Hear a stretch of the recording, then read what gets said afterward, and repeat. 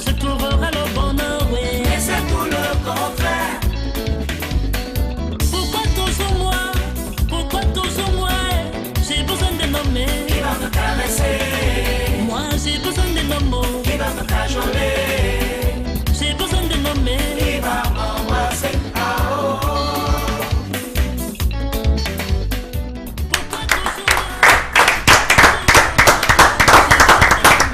Oui, vous l'avez compris, nous recevons ce soir Adela Bikim, qui se fait quand même appeler la bombe africaine. Moi, j'aimerais savoir pourquoi.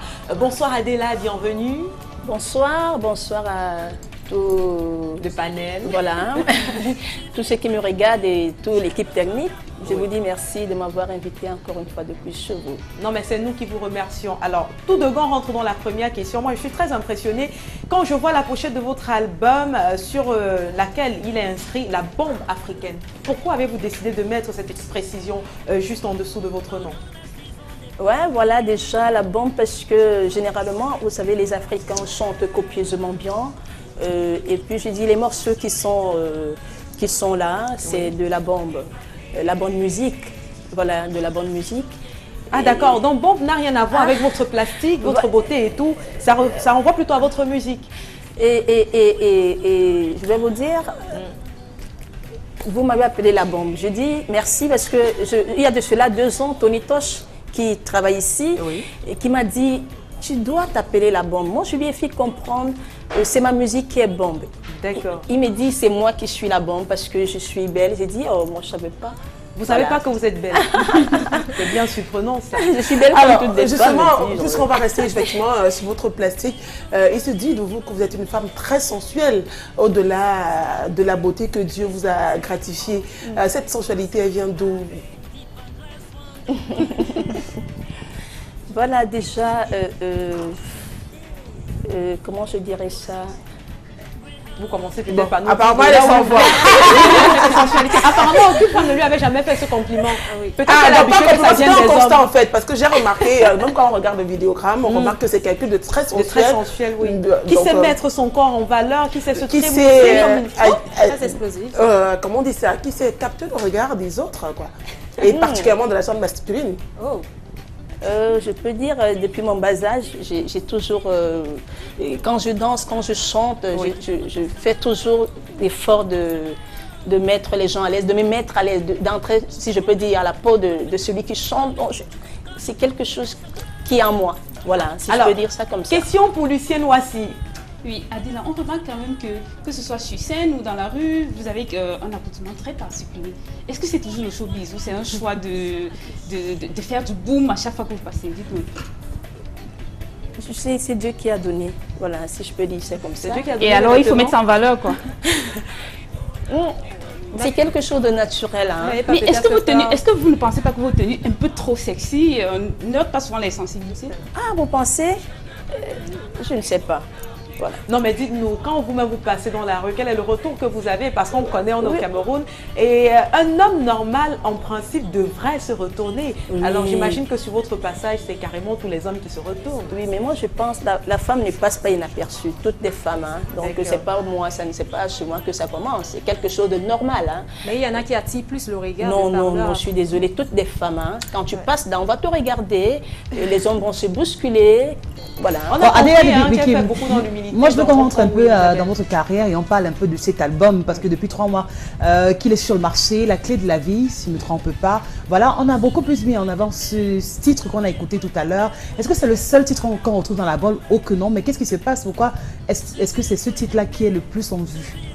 Déjà, l'album a 7 titres avec le rejout de Tédamé que vous avez bien accepté.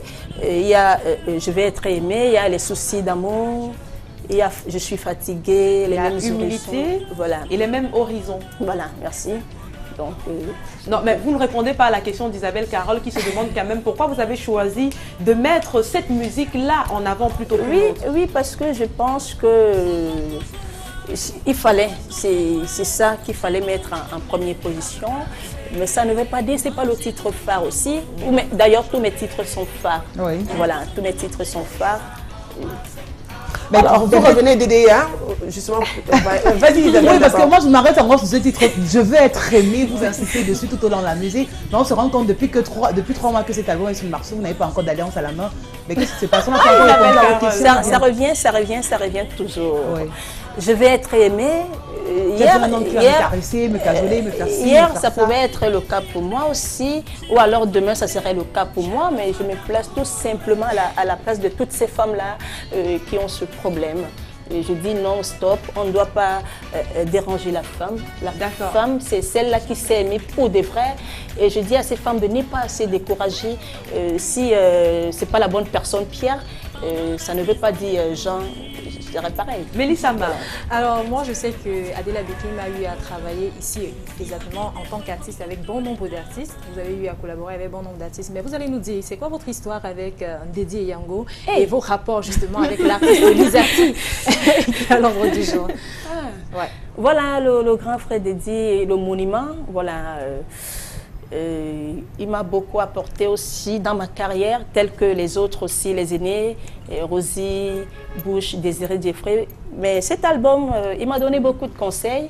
Voilà, il a dit parce qu'il trouve que je suis bourrée de talent, donc je te donne les conseils et je t'aide à dire ce qu'il faut dire dans certains titres. Donc je tiens à lui dire merci, c'est beaucoup. Voilà. Et vos rapports avec Lisati? Lisati, c'est une dame qui m'a beaucoup fait danser et qui continue à me faire danser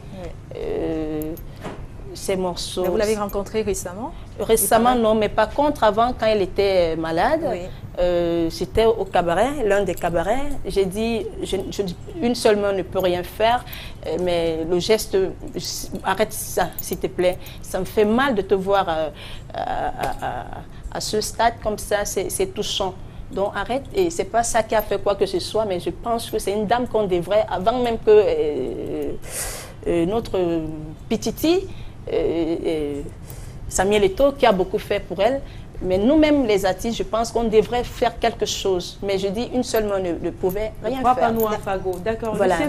Oui, Adela, j'ai eu je ne sais pas si je vais dire la chance, de vous observer un soir, quelque part dans la ville de Douala. D'accord. Et en tant qu'artiste, vous étiez assise là. Et mais tout au long de la soirée, j'étais curieuse de voir qu'on ne jouait que la musique étrangère.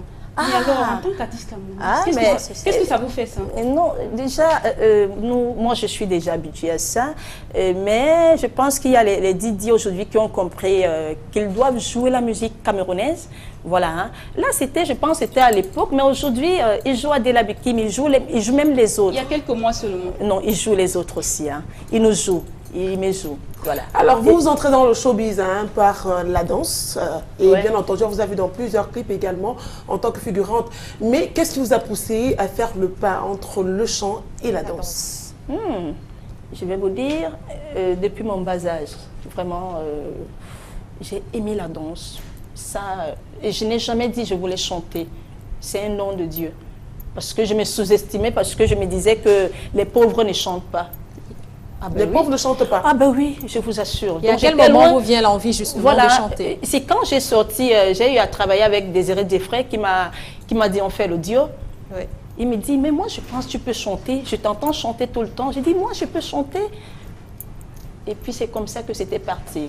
Après Serge Polo et tonton Feu Guilobert qui m'ont donné cette force. Ils m'ont dit voilà viens, tu figures dans nos clips. Et puis ça m'a propulsé à l'époque. On comprend donc qu'Adela a fréquenté les plus grands noms de la musique. Maintenant, on va quand même rester sur sa carrière personnelle pour dire justement que lors d'une interview accordée à un magazine camerounais, vous avez dit, je cite, « Je rêve d'être une grande artiste du monde. » Alors moi, ça m'a marqué et puis je me demande, mais attends, on a quand même Adela qui fait de la musique aimée de tout le monde, mais qu'est-ce qu'elle appelle artiste du monde? Aïe, aïe, aïe. Aïe, aïe, aïe. Voilà. Oui, puisque juste après, quand même, vous aimeriez faire des concerts à la fois au Cameroun et au Canada. Est-ce que le monde pour vous, voilà, justement, ne s'arrête qu'au Canada? C'est la question qu'on s'est posée. Non, partout. Partout, ma musique ne va pas rester seulement ici. Il faut que ça voyage partout parce que je sais ce que je vaux. Voilà, je sais ce que je vaux et je sais ce que je dis. Mais Alors, jusqu'ici, est-ce que vous êtes déjà allé hors de nos frontières, peut-être pour donner un spectacle, c'est pas en Afrique, en Ouais. Europe, ou Pas Où mal, précisément? ouais. En Guinée, il y a la Belgique, il y a au Gabon. Voilà. Mais je dis, c'est pas ça, ça ne suffit pas. Donc vous n'êtes pas encore Je comblé. sais. Qu'est-ce qui manque à ce bonheur? Est-ce que c'est que, votre album peut-être n'est pas encore assez cuit, on peut le dire ainsi? Est-ce que ça n'a pas encore été assez touché bon nombre de personnes, ou alors peut-être c'est le prochain qui marchera le plus? Si, ça a déjà touché, voilà. Il faudrait que de l'autre côté, c'est-à-dire qu'on me sollicite davantage très très fort, parce que je continue à dire, parce que je sais ce que je vaux. Donc partout, voilà, c'est moi ça. Voilà, ça me fait un peu rire, mais il paraît que Adela Bikim a reçu, juste après une prestation, une grosse somme d'argent de monsieur Elvis Kemayo, s'il faut le nommer, et n'en revenait pas au point de croire qu'on voulait la vendre. C'est quoi l'histoire? C'est quoi cette histoire, justement? Effectivement, je me rappelle quand j'ai sorti mon premier album Garde-moi, et puis c'est comme ça, je dormais comme ça, on m'appelle, on me dit, on me veut en Guinée, il y a le fils du président qui, chaque décembre, il y a la fête là-bas. Je ne croyais pas, voilà, je ne croyais pas parce que tout le temps, il y a toujours les promesses, on va faire comme ça. Oui. Donc, ce qui fait qu'après, ça ne te dit même plus rien. Voilà. Donc, c'est comme ça qu'ils m'ont fait appel. Ils m'ont dit, amène tous tes danseurs, tes danseuses, voilà, mon équipe.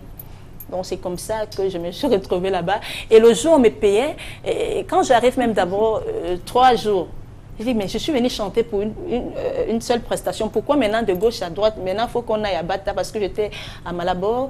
Maintenant, il faut que j'aille à Bata et que non, je suis fatiguée. Je veux rentrer.